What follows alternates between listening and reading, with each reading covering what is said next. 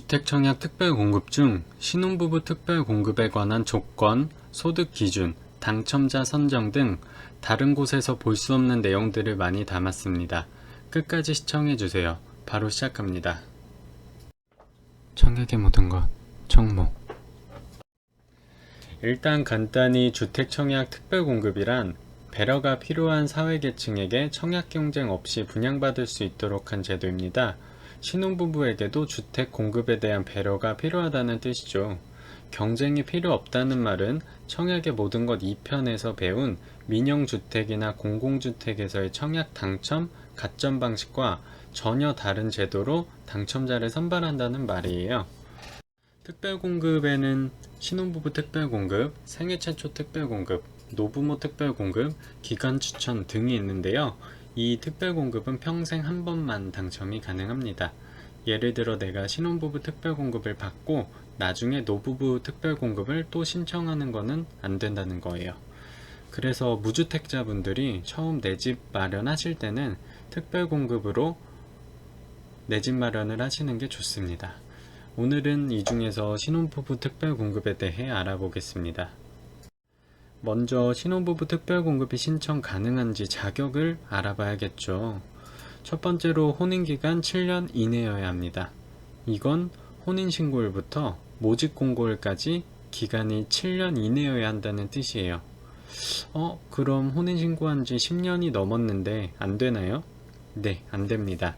그래서 신혼부부 특별공급에 꼭 청약을 할 거면 사실 아이가 생기기 전까지 최대한 혼인신고를 늦추는 게 유리해요. 두 번째, 무주택자여야 합니다. 배우자와 주민등록표 등본에 등재된 세대가 무주택자여야 합니다. 그리고 혼인신고 이후에 주택을 소유한 적이 없어야 합니다. 이 부분을 모르시는 분들이 많아요. 그럼 결혼한 뒤 혼인신고를 하고 집을 샀다가 다시 팔았는데 신혼부부 특별공급 신청이 안 되나요?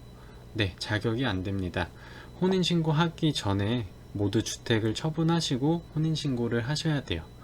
세 번째는 청약통장 가입기금 예치금이고 네 번째는 소득기준인데 이 부분들을 좀 더 자세히 살펴보면 청약통장 같은 경우는 6개월 이상 가입되어 있어야 하고 해당 지역에 맞는 예치금이 있어야 돼요.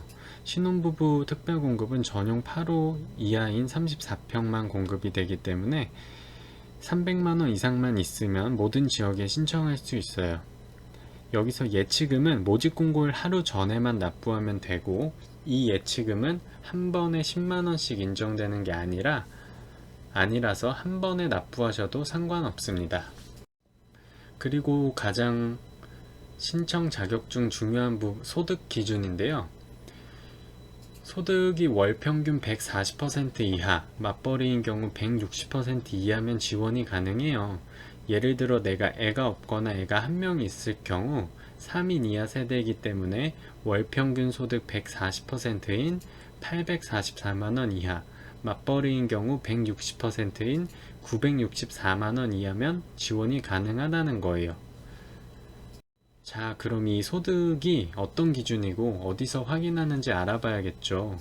이 소득 기준은 모집공고일 기준, 국민건강보험공단 보수월액으로 확인을 하는데요. 국민건강보험공단 보수월액이 뭐냐? 이게 쉽게 말해서 국가가 내 건강보험료를 매길 때 기준으로 삼고 있는 소득이에요. 그럼 이걸 대체 어디서 확인하냐? 바로 국민건강보험공단 홈페이지에서 확인이 가능합니다. 국민건강보험공단 홈페이지에 들어가셔서 로그인 하시고 보험료 조회 납부 클릭하시고 왼쪽에 직장 보험료 조회 클릭하시면 평균 보수 월액을 확인하실 수 있습니다. 만약 직장을 안 다니고 개인 사업을 하시는 분이면 어떻게 하냐? 홈택스에서 종합소득 금액 증명원을 떼시고 그걸 12로 나누시면 됩니다. 근데 여기서 중요한 게 신청이 가능하다고 해서 무조건 당첨이 가능한 건 아닙니다. 그래서 당첨자를 어떻게 선별하는지와 가능성이 어느 정도인지를 알아야 하는데요. 당첨자를 선정할 때 소득에 따라 공급량을 나눠놨는데 기준 소득에게 우선 70%를 공급하고 상위 소득에게 30%를 공급해요. 예를 들어 신혼부부 특별공급으로 10채를 공급한다고 하면 7채는 기준소득에게 공급을 하고 여기서 떨어진 사람과 상위소득을 합쳐서 남은 3채를 공급하게 됩니다. 그래서 우선공급에 들어가는 소득인 분들이 훨씬 당첨 확률이 높아요. 3인 기준으로 봤을 때 외벌이 603만원, 맞벌이 723만원 이하면은 기준소득에 들어가 당첨 확률이 높습니다. 여기에 해당된다고 다 당첨되는 건 아니고 우선공급, 일반공급 내에서 어떻게 당첨자를 선별하는지 알아야겠죠?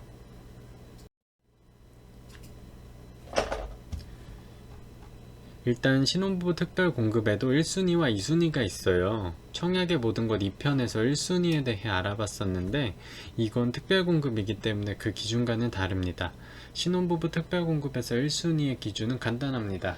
자녀가 있으면 됩니다. 임신을 한 경우 자녀가 있는 걸로 봐요. 그 외가 2순위인데 사실 여러분이 살고 싶어하는 곳은 당첨 확률이 굉장히 적습니다. 그럼 1순위 내에서 또 어떻게 당첨자를 선별하는지 봐야겠죠? 같은 신혼부부 특별공급 1순위 내에서는 첫 번째, 모집공고일 기준 아파트 분양하는 곳에 거주하고 있는 사람이 우선 공급됩니다. 예를 들어 인천에 아파트를 공급한다고 하면 인천 지역에 거주하고 있는 사람이 우선순위가 되는 거예요. 두 번째, 미성년 자녀 수가 많은자입니다. 사실 이게 제일 중요합니다. 앞에 뭐 소득 요건, 자녀가 있는 자, 해당 지역 거주자 이 조건을 다 갖춘 사람은 너무 많아요. 그래서 사실상 미성년자 자녀 수에서 갈리게 되는데요. 여기서 자녀 수가 같은 경우에 이제 추첨으로 뽑아요. 그래서 아까 말씀드린 기준소득에 기준소득군에 들어가 있어야 당첨 확률이 훨씬 높습니다. 상위소득이어도 자녀가 있으시면 신혼부부 특별공급에 당첨될 확률이 있기 때문에 원하는 곳에 꾸준히 넣으셔서 내 집 마련하시길 바랍니다. 그리고 공공분양 신혼부부 특별공급에 대해 잠깐 말씀을 드릴게요. 이걸 많은 분들이 헷갈려 하세요. 공공주택은 LH나 지자체 등에서 주택도시 기금을 지원받아서 건설하는 건데 공공주택 특별법이 적용되는 국민주택을 말합니다. 이게 분양 물량이 많지는 않고 헷갈리실까봐 그냥 간단하게만 말씀드리겠습니다. 전체적인 틀은 똑같고요. 공공분양은 자산 요건이 추가되어 있어서 자산이 많으면 신청이 불가능합니다. 건물 토지 합친 게 2억 1,550만원 이하, 그리고 자동차도 3,500만원 이하여야 합니다. 그리고 가점 항목표가 따로 있습니다. 혼인기간이 좀 짧고 자녀가 어리다면 공공분양 신혼부부 특별공급을 노려보시는 것도 한 방법입니다. 이제 마지막으로 가능성이 얼마나 되는지 당첨 확률을 알아봐야겠죠.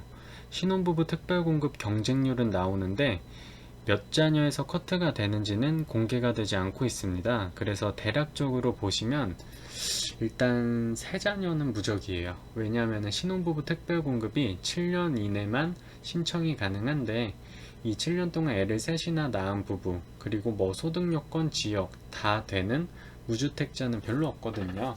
그래서 다자녀 특별공급보다 훨씬 좋은 곳에 청약이 가능해요.